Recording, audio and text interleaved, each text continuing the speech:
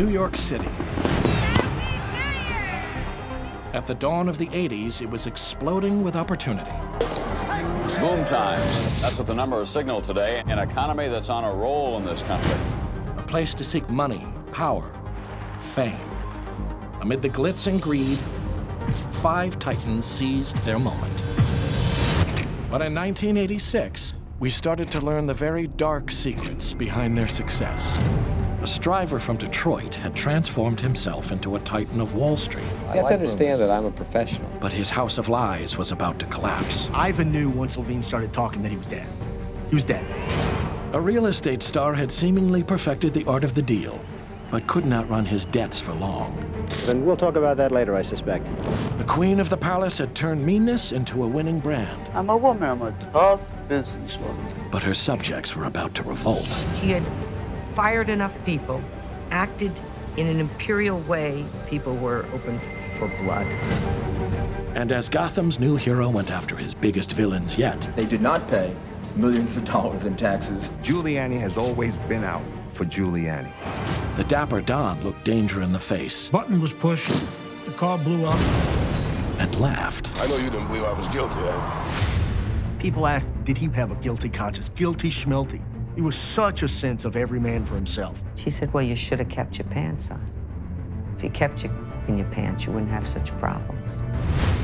I remember when that news struck, it was like all the air went out of the room. Paranoia ran rampant. These 5 titans would reshape the city and the world we live in today. And when in 1986, we began to see them for who they really were, it was already too late.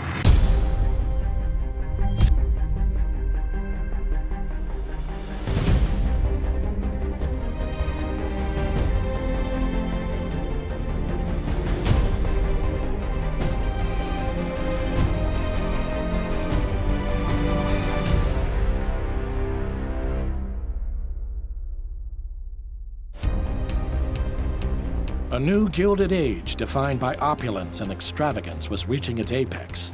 New York City, all but left for dead less than a decade ago, had been shocked back to life by an explosion of development, culture, and money. It looked like the party would never stop. But looks, as they say, can be deceiving. Investment banker Dennis Levine has been arrested and charged with insider trading. Dennis Levine collected $12.5 million in illegal profits. He did it by gaining advance knowledge of 54 pending takeovers.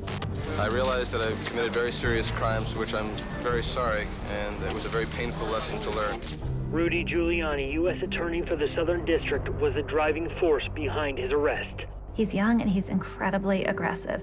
He takes those same techniques that he had used to bring down mafia figures to go after white-collar criminals. What credit it will do to my reputation, says Rudy to himself. Was anyone else involved in this at all, knowingly? Yes, at this point, though, I can't identify anyone else. No one else has been publicly identified. When the Dennis Levine news broke in the press, the reaction on Wall Street was shocking. One rotten apple. Get rid of him. This is not typical of our industry. At the time, this information was flowing everywhere. Nobody thought anyone was ever going to get in trouble. It almost became part of the culture. What Dennis himself had done was bad, but it wasn't cataclysmic. The reason Dennis Levine was cataclysmic was because of what he knew, who he knew. Ivan Boesky, the man. He became the biggest in his profession. His meteoric rise to the top of Wall Street was built on lies. And with his web of deceit about to unravel, he would discover that there was no honor amongst thieves. Ivan Boesky made a lot of money. His assets in 1986 came to about $131 million. He was clearly one of the wealthiest people, had amassed one of the great fortunes in the 80s. What's the biggest payoff day you have ever had? How much? I'm tacky well, question. we don't talk numbers. Ivan Boesky had to have known that he was now in mortal danger. The day Dennis Levine was arrested in 1986, and that news went out, Ivan Boesky came out of a conference room. Someone in the office said, "Hey, look at this. Did you hear this news?" Dennis Levine was arrested. And he said, "Who?" He said, Dennis who? And they said, Dennis Levine. He said, I've never heard of him. Now, Dennis Levine made promises to his collaborators all along that he'd be a, quote, stand-up guy who would never talk. Dennis Levine turned out to be a chatterbox. In return for a lighter sentence, he agreed to tell all he knew. And what he knew was dynamite. Dennis Levine ratted on Ivan Boesky. He should have known that was possible all along. The fact Boesky would associate with Dennis Levine was an example of the deep nature of his greed. It shows how ambitious and blind Ivan was in the pursuit of money. I really was shocked. When Dennis Levine provided the name of Ivan Boesky, it was clear that this would be even bigger. So we geared up for a lengthy fight, and we launched an investigation of Ivan Boesky with a barrage of subpoenas. The notion that there were 27 subpoenas made it quite clear that this was a massive investigation. I thought we were in for a long fight. I called Ivan Boesky and told him about the subpoenas, and I suggested that we needed to have a face-to-face meeting. Boesky's lawyers said, look, you're guilty. You've been doing this rampantly. You have no defense. And your only hope is to cooperate and get some lenience. So who can you give up? People asked, did Ivan Boesky have a guilty conscience? Guilty schmelty. Ivan knew once Levine started talking that he was dead. He was dead. He was such a sense of every man for himself.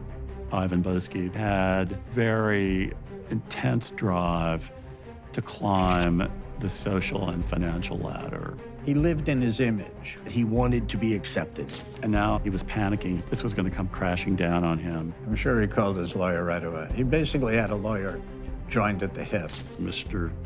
Boesky made the decision to initiate settlement discussions with the SEC. Ivan Boesky was ready to provide very intriguing information about other people involved in illegal activity. I mean, this is like John Gotti stuff. Omerta, you shouldn't talk. This is not the mafia.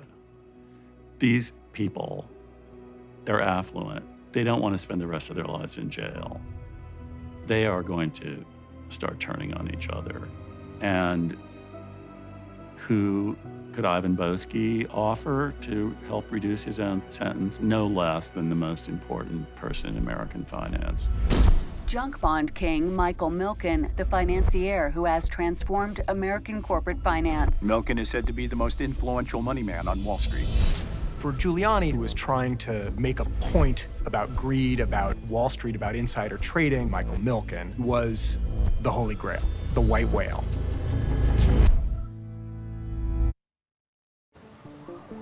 New York, 1986. On Wall Street, some unscrupulous moneymen were skating on very thin ice.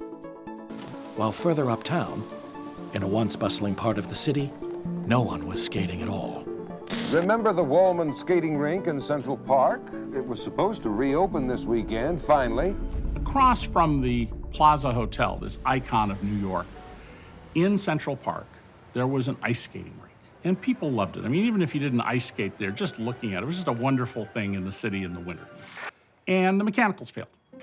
The city kept saying it's going to restore Wallman Rink and failed to, much to the embarrassment of Ed Koch. People were annoyed, and Donald Trump saw an opportunity.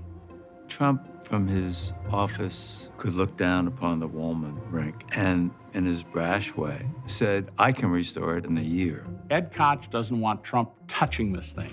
He doesn't want anything to do with him. So Donald starts a little campaign that, Koch is trying to deny the people this glorious jewel. Koch just believed that Donald was a massive bloviator. The city of New York had that rink closed for almost 7 years. It was a total disaster. You know it.